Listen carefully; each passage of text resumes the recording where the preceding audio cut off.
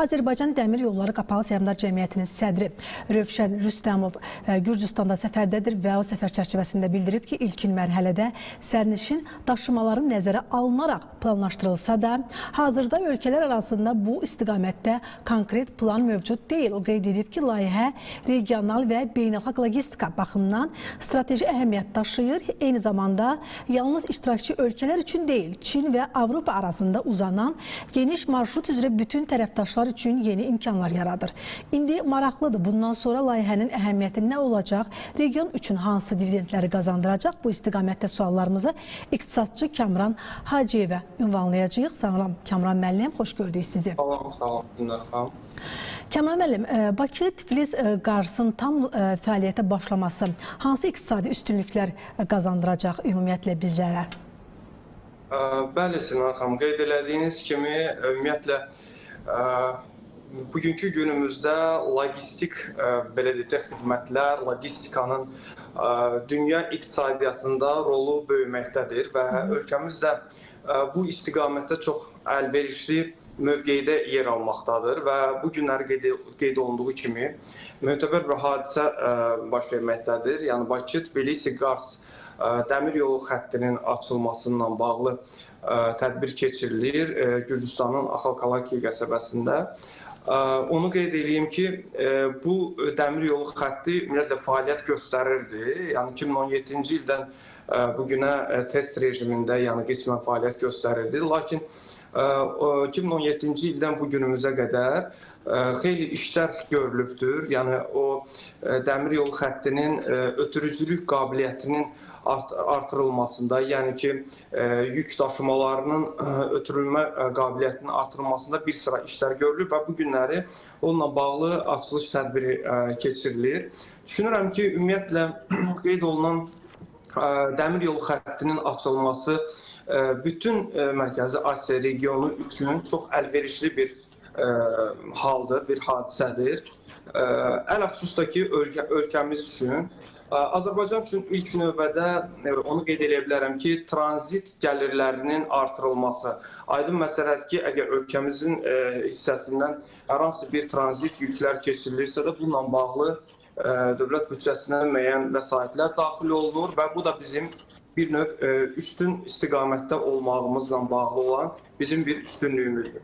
Həmçinin bu yolun bərpası, yəni Bakı-Tbilisi-Qars dəmir yolunun bərpası Avropa ilə Asiya arasında olan bir körpüyə çevrilməkdədir və Asiyadan olan yük daşımaların Avropaya keçidini təmin edir və burada da Azərbaycanın rolu çox önəmlidir.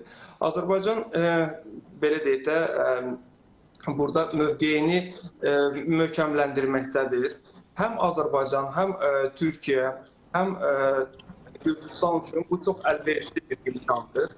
Düşünürəm ki, bu yolun açılması, ümumiyyətlə fəaliyyət göstərməsi, ötürücülük qabiliyyətinin yüksək dərəcədə olması Azərbaycan üçün ixrac potensialının artırılmasında bir sıra üstünlüklər yaradır. Yəni ölkəmiz ixrac potensialını artırır və onunla yanaşı olaraq qeyri-neft sektorunun inkişafına çox güclü bir töhfə verməkdədir.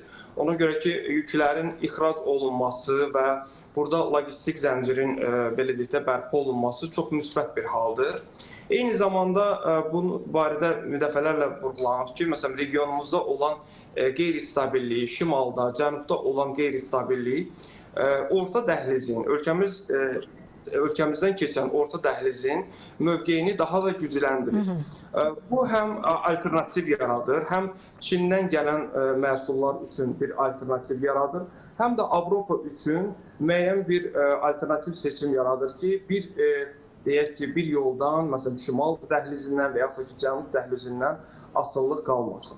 Yəni, logistik xərclərin, belə deyək də, optimallaşdırılması, birbaşa yüklərin, belə deyək də, qısa yollarla çatdırılması, yəni və bu Bakı-Tbilisi-Qars yolu ilə çatdırılması birbaşa olaraq tranzit xərclərinə təsir göstərir və orta dəhlizin də mövqeyini burada gücləndirir. Düşünürəm ki, ölkəmiz üçün bir sıra üstünlüklər var və onlarla yanaşı yeni iş yerlərinin açılması, azad iqtisadi zonasının belə deyək də, yük daşıma qabiliyyətinin artırılması, onunla bağlı anbar təsərrüfatı ilə bağlı olan işlərin artırımında da həmçinin ölkəmizə müsbət tərəf kimi göstərilə bilər.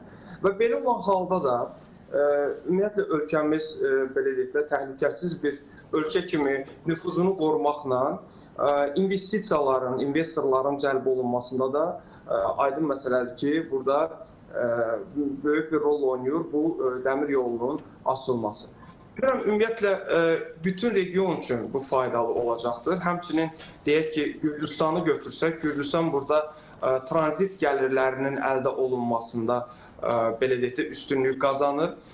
Türkiyə ilə, misal üçün, Türkiyədən Avropaya çıxış və Türkiyədən Asiyaya çıxış, məsələn, Çinə çıxış, belə deyək də, üstünlük kimi də Türkiyə tərəfdən də qəbul olunur və Azərbaycanla Türkiyə arasında olan, mən deyərdim ki, bir mənalı olaraq, yəni dəmir yolu üzərindən bağların və iqtisadi, belə deyək də, o logistik bağların qurulmasına gətirib çıxarır. Yəni, ümumiləşdirsək desək, burada artıq Azərbaycan bir logistik hub olaraq çıxış edir və Asiya ilə Avropanı, Avropa ilə Asiyanı birləşdirən bir mövqeydə çıxış edir.